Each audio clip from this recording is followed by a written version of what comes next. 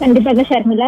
குறிப்பாக சென்னை மாநகராட்சி மாமன்ற கூட்டத்தில் வார்டு 196 மாமன்ற உறுப்பினர் அஸ்வினி எழுப்பிய கேள்விக்கு பதிலளித்த மேயர் பிரியா, மாநகராட்சி பள்ளிகளில் அரசியல் கட்சியினர் நேரடியாக தலையீட்டை அனுமதிக்க முடியாது என திட்டவட்டமாக தெரிவித்துள்ளார். குறிப்பாக சென்னை மாநகராட்சியின் கட்டுப்பாட்டில் செயல்பட்டு வரும் பள்ளிகள் மற்றும் கல்வி கற்கும் இடங்களாகும். எனவே பள்ளி வளாகத்திற்குள் மாணவர்கள், ஆசிரியர்கள், பெற்றோர்கள் மற்றும் மக்கள் பிரதிநிதிகளான கவுன்சிலர்கள், சட்டமன்ற உறுப்பினர்கள் ஆகியவரை தவிர மற்றவர்கள் அனுமதியின்றி நுழையக்கூடாது என்று அவர் கூறியுள்ளார். குறிப்பாக மேலும் பள்ளிகளில் முதலமைச்சரின் புகைப்படம் வைக்கப்பட வேண்டும் எனில் அதற்கான இடத்தை பள்ளி தலைமை ஆசிரியர் மட்டுமே ஒதுக்க வேண்டும் என்றும், எந்த அரசியல் கட்சியை சேர்ந்த நபர்களும் நேரடியாக வகுப்பறைக்குள் சென்று புகைப்படங்களை மாட்டுவது அனுமதிக்க கூடாது என்றும் மேயர் பிரியா தெரிவித்துள்ளார்.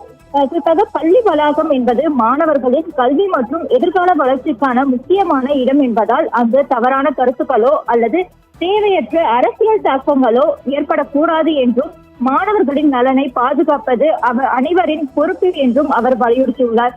அதே போல பள்ளி தலைமை ஆசிரியர்களின் முன் அனுமதி இல்லாமல் யாரும் பள்ளிக்குள் நுழையவோ, மாணவர்களுக்கு உணவுப் பொருட்கள் அல்லது வேறு எந்த பொருட்களையும் வழங்கவோ கூடாது என்று உத்தரவிட்டுள்ளார். வருங்காலங்களில் பள்ளி வளாகத்திற்குள் தலைமை ஆசிரியர் அனுமதியின்றி அரசியல் கட்சியினர் அல்லது வெளிநபர் யாரேனும் நுழைந்தால் அதற்கு பொறுப்பான பள்ளியின் தலைமை ஆசிரியர் மீது உரிய நடவடிக்கை எடுக்கப்படும் என்றும் ஏற்புரிய எச்சரிக்கை விடுத்துள்ளார். குறிப்பாக மேயரின் இந்த அறிவிப்பு சென்னை மாநகராட்சி பள்ளிகளில் கல்வி சூழல் பாதுகாப்பு நடவடிக்கையாக பார்க்கப்படுகிறது. ஷர்மிளா.